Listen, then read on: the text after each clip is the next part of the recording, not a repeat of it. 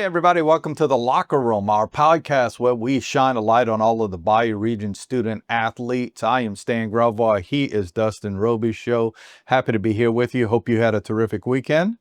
I did, Stan. Happy Dog Walkers Appreciation Day. Can you give me a little warning on these things before we... No, I think it's better when you're not expecting it. One more time. What is it today? Dog Walkers Appreciation Day. I did not realize that. Yeah. I don't live in an area where I think we have a lot of hard dog walkers, but although I did take care of my child's dog this weekend. Well, there you go. So you were a dog walker this weekend. Yes, I guess I kind of was. Well, I was a dog chaser because once I let that lab out the back door, it took off. Now, I didn't know that was the day. I do know it's the second week of high school football this week, along with high school volleyball. And I do know the swimmers and the cross-country runners are all getting geared up for their particular sports coming up. So we are sort of hitting our stride related to the beginning of the school system. Do want to mention this. You and I had what I call a privilege, because it's always fun to go out there and do this, to go out and honor the students of the week. Month. Terrebonne General is the host sponsor of the Student of the Month in Terrebonne Parish. And about a week and a half ago, we had the honor of going out to Vanderbilt Catholic first to honor our distinguished athlete, who was Emmy Rao. Congratulations to Emmy, a terrific volleyball player for the Lady Terriers, who has like a 4.100 GPA, one of those that you're really proud of coming from our area, and also involved in a lot of the civic organizations in the community and in the school. So that was a lot of fun. For sure. Then we went out to Terrebonne High School and got to celebrate Kate Henning. Kate Henning was the Outstanding Scholar of the Month. If you want to know the difference, distinguished athlete means you have to participate in high school LHSA sports. Whereas the Outstanding Scholar means, first of all, you just do really well in the classroom, but second, you're involved in the school in some form or fashion. She is their student council president and is the state student council president. Oh, wow. Yeah, that's pretty big, because that's never happened, a student from Terrebonne Parish being the president of the entire state student council association. So congratulations to her. By the way, she also is the cheer captain. So she is involved in it. She is very much involved. Honor Society, all of that. Always fun to do that. We do that once a month. And again, you are there to assist with that. So we did that about a week and a half ago, and that is being blasted out there throughout the month of September. And at the end of September, we're going to pick our September Distinguished Athlete and Outstanding Scholar. And we'll let you know more about that when that happens later in the month. Always a fun thing to do. Oh, it's good to meet these kids, too. Absolutely. Yeah. Gives me hope in the future. It does, because they're very... And if you want to see the YouTube interviews we did with them, very easy. Just go to YouTube and type in Terrebonne General Health System Student of the Month, and it'll come up. And you could see past winners going back 11 years along the way. It's been that long. Yep, been that long. Yeah, blink your eye and it's done.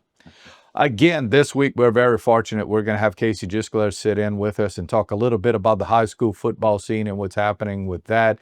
As time moves on, we'll start getting those power rankings related to volleyball also.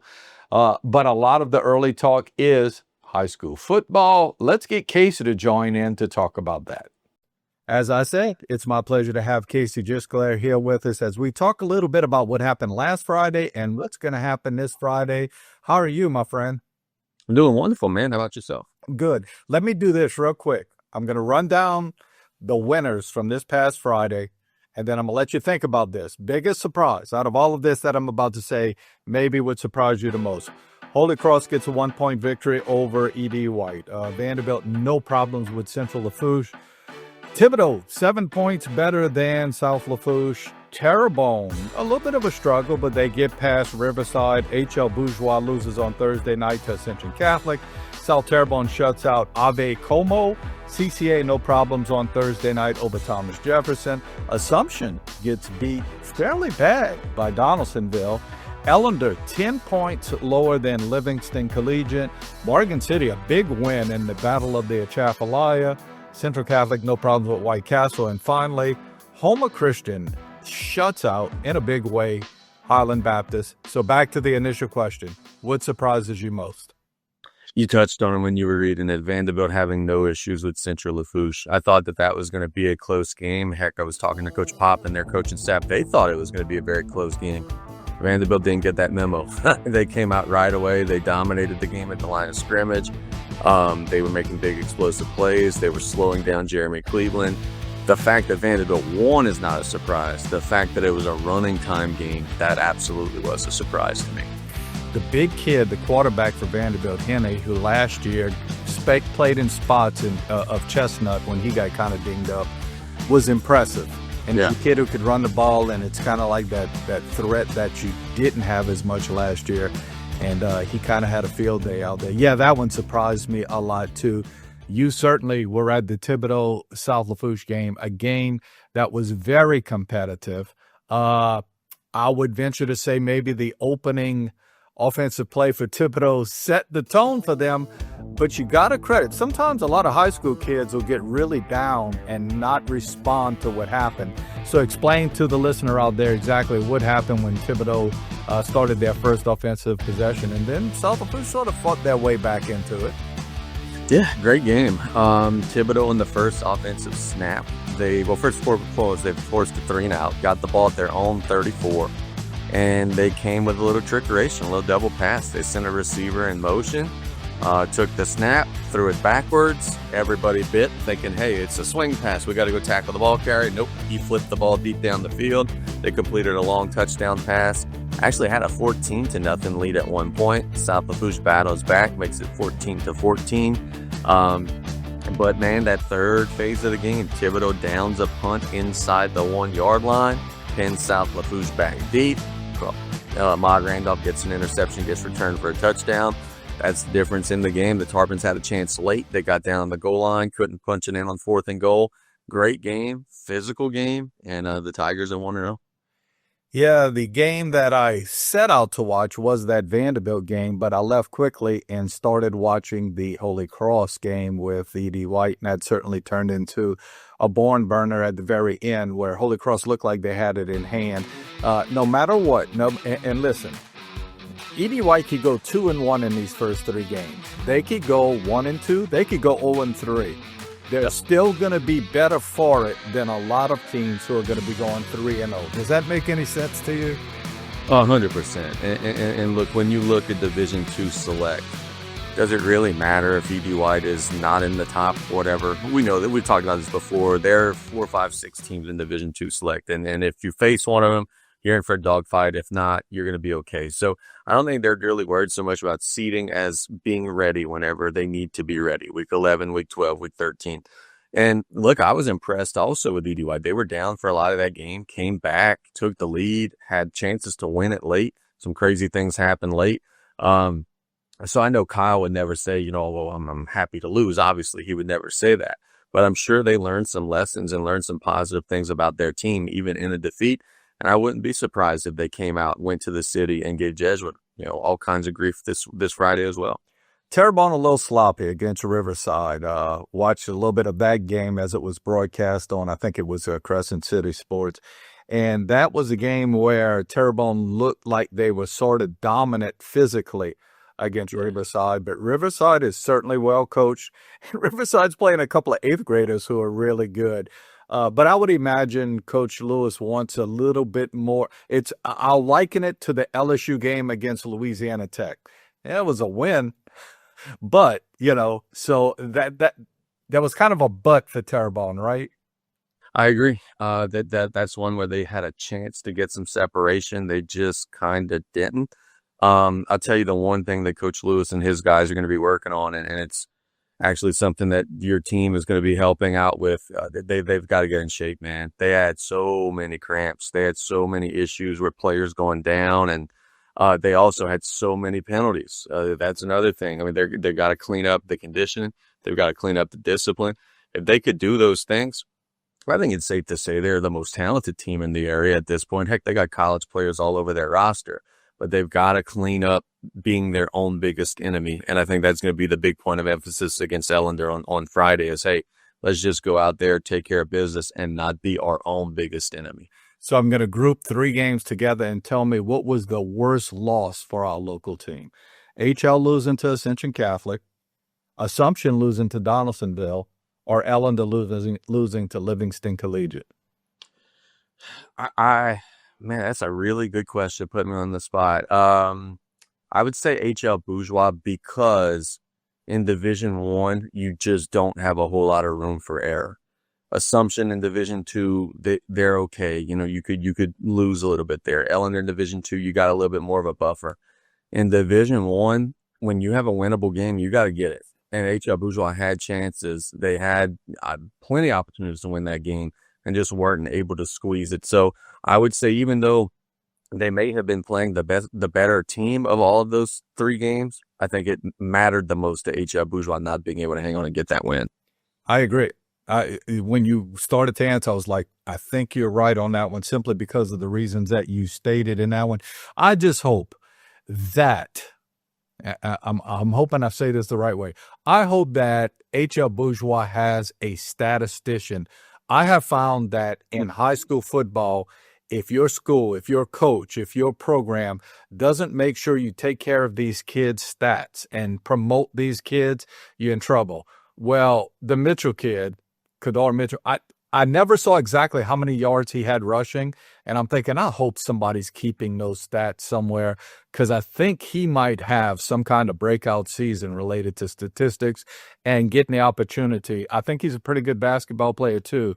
Oh, yeah. But after seeing what he's done in the first couple of weeks, this kid could play running back at a high level at some division school that plays 4-year football.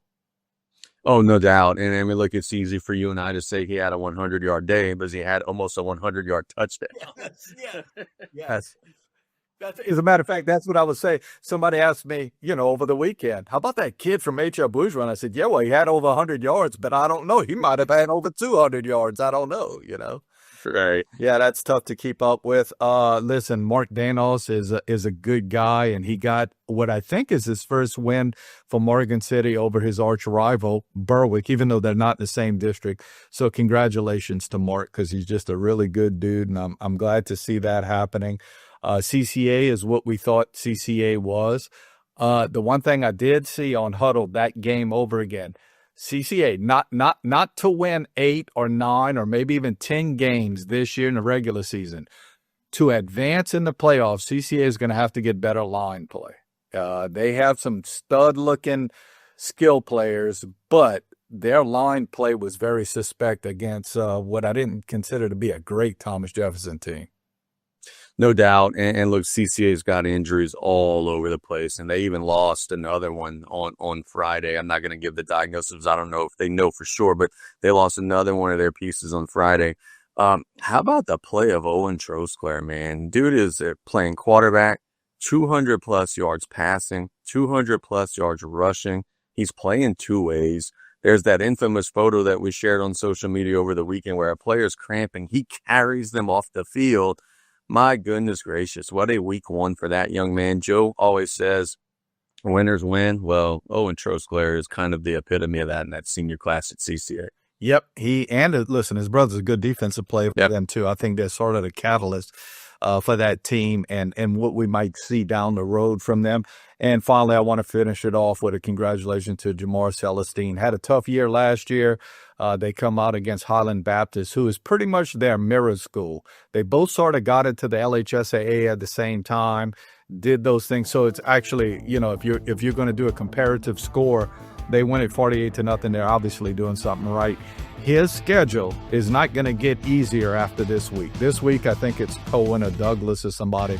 But down the line, it's going to get tougher in his district. So that being said, good kudos on Jamar and his kids. No doubt, man. And look, I want to say something about Houma Christian real quick. I had an opportunity to watch the Terrebonne Parish Middle School Jamboree. And, I mean, obviously they're doing big things at the varsity level. They got a big win. But, man, don't sleep on them in the future now. They have one of the more impressive middle school teams that I saw at that Jamboree. So Houma Christian School got a lot of young kids. They got a lot of 9th and 10th graders playing varsity right now. And they have a lot of really talented pieces that are going to be coming up, too. So anything that they get right now is kind of line up because the future over there is really, really bright. So I'm ready to put you on the spot again. So I'm going to Sure. list all of the games that are upcoming this Thursday and Friday, right? And you tell me which one is the one that if you could just be pie in the sky, fly on the wall, sit back and watch it, you would love it with a big box of popcorn. And maybe which one might have the most significance for a team, like might set them off in the right way. So E.D. White's going to be at Jesuit. Assumption is going to be at H.L. Bourgeois. That's a Thursday night game, folks, so that'll be at Tom Lee Smith. Allendale Memorial is going to be at Terrebonne on Friday night. CCA is going to be at South Terrebonne on Friday night. Everett is going to be at Vanderbilt Catholic. I understand that one's on Thursday. I'm not sure the reasoning for that, but nonetheless, Everett at Vanderbilt. Douglas at Homer Christian. Interesting. L.B. Landry at Thibodeau High School. What is it? Is that Lord Beaconfield? Yeah, it was Landry Walker for a while, and then they branched back off. I'm losing track on in y'all schools, man. A lot of them change every year. New Iberia, Nish is going to be at Central Lafourche. Pearl River is going to be at South Lafourche. A little payback maybe for South Lafourche. Central Catholic going to be at Catholic of New Iberia, so the Battle of the Catholics. St. James at West St. John, and Morgan City is going to be at Slaughter Academy. That is a Thursday game too. So first, the game, if you know you didn't have any dog in the hunt that you could just sit down and watch, would be CCA and South Terrebonne. Last year, South Terrebonne got blasted by CCA, and those kids didn't like that very much. You know, you're facing a single A school. There are some CCA kids that frankly live in the Berg area. So it's a little bit of a natural rivalry. This year, South Terrebonne, I think, is better. They open up the season with a win. They're more experienced. They only lost a handful of seniors. And CCA is a little beat up. So they got to come to the Swamp. And I think that Coach Aaron Babin and his guys are going to be remembering what happened last season. I think they're going to be ready. And I think that's going to be one heck of a football game on Friday night. I really do. Who needs the win from our area the most, you think? Who is the team that they can't go 0-2? It's not going to be good if they go 0-2. And I realize there are a lot of teams that's obviously, but I'm talking about a team we thought could be a playoff contender that maybe just can't go 0-2. We just talked about it. H.L. Bourgeois, knowing that you got to still play Terrebonne, Destrehan, Thibodaux, Johanville. You can't lose to Assumption and be 0-2. You just got too many difficult games on the schedule. Same for South Lafourche, because you're also still in Division I. You can't lose to Pearl River. You got to take them down. You got to get a win. You can't be 0-2. So I think the two schools locally who are in quote-unquote must-win mode would be the Braves and the Tarpons for sure. Yep, that makes a lot of sense. Did want to mention Jesuit is good. They went out and beat the Jesuit out of Dallas. We know Assumption and H.L. Bourgeois situation. I'm trying to find a team. Well, you mentioned Pearl River. Pearl River got a pretty handily. They took care of St. Martin's Episcopal, but we don't know how St. Martin's Episcopal is because they were all a Harlem Berry kind of team last year. So we don't know how strong they are. But Pearl River has, I don't want to say traditionally, when they have a good cycle, they're not a bad football team for sure. I actually saw some Pearl River film. They had their spring scrimmage against Assumption. They're okay. They look very similar to South Lafourche. Now, I'll say this. You mentioned it. Facing St. Martin's and getting a pretty decisive win on a school that's just replacing their 5-star running back. Who knows? Yeah, I agree 100%. We don't know much about Landry. Some years Landry's good, but the last couple of years, L.B. Landry has sort of fallen off the face of the earth.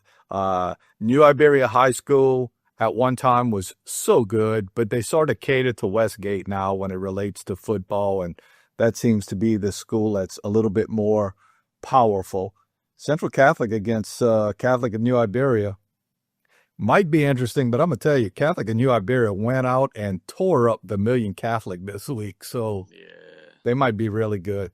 And listen, I hope Mark Danos does it again. He's got Slaughter Academy on Thursday night, so that could be another good one for him. I know last week when we talked, you were actually going out to what turned out to be a terrific match between John Curtis and South Lafourche in volleyball. Know anything about your schedule this week with Bayou Sports? Sure. Yeah. So we launch our middle school football coverage starting this week. We got middle school games on Tuesday and Wednesday. We're excited about that. We're going to be at one of the Thursday games that we haven't decided whether we'll be at Vanderbilt or at Tom B for Bourgeois. If I had to guess, probably Bourgeois, because that's two local teams. Friday, we'll be having a doubleheader. We'll be at South Ocean Pearl River. We'll be at Thibodaux and Landry. So we should have 3 varsity games for you.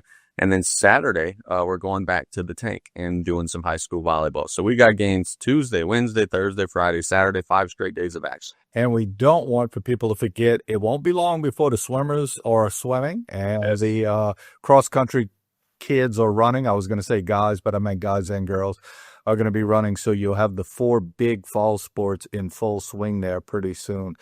We always thank you for your time. We thank you again for your time. Again, Bayou Sports, folks, the group chat that you guys have too. So go out and sort of follow Casey. Well, best way, like if somebody's out there and they're going, I've heard of this guy, Casey Gisclair. I know this. You just want them to sort of follow some of the stuff y'all put out on a daily basis. Where do they go? Follow Bayou Sports on Facebook. That's probably the easiest way. And it's BY-U Sports on Facebook. Anything that I put out will be on there, whether it be a live video of a game. We now do highlight reels. We do all sorts of different things. Stories, rankings. We got our top 5 rankings in the area coming out today. Spoiler alert, Terrebonne is going to be number 1. So yeah, man, we got a bunch of different stuff. That's the easiest place to find us. Sounds good. Sounds good. Thank you for the time. And if all works out well, we'll maybe catch up with you next Monday. Can't wait, brother. Always happy to talk with Casey. He is such a wealth of information related to Bayou Region sports. One thing about Casey is that on his Bayou Sports, BY-U Sports, which you can find on Facebook and other social media, he is a daily thing. You get it hourly, right? Or you may even see it at night where you could actually watch an entire game. I know this past Friday night, they actually covered 2 games. That being said, Terrebonne General is a proud partner with him at Bayou Sports, as you'll see our logo everywhere. You will see us being part of the broadcast along the way. So we're happy to partner with him. I got to give a little shout out to other people too, for sure. Chris Singleton's in that ball game a little bit. He's starting to get some information out there. HTV has a social media page. They're starting to get information out there. So from a standpoint of maybe, just maybe, us representing the student athletes a little bit better than we did in a gap for about 10 years, maybe it's getting just a little bit better. You agree or disagree? I would agree. I would definitely agree. Yeah, we're getting to a point in time where I think we're figuring it out in South Louisiana how to promote these kids along the way. We're going to bring you week 2 scores. We're going to bring you week 3 prognostications going forward. Is that a word? I think that's a word, yeah. Just prognostications, yeah. Well, nobody enunciates like I do. But we're going to bring all of that to you next week. So we hope you join in with us. Again, it's our weekly podcast, The Locker Room. Thanks for being here. We'll see you next Monday.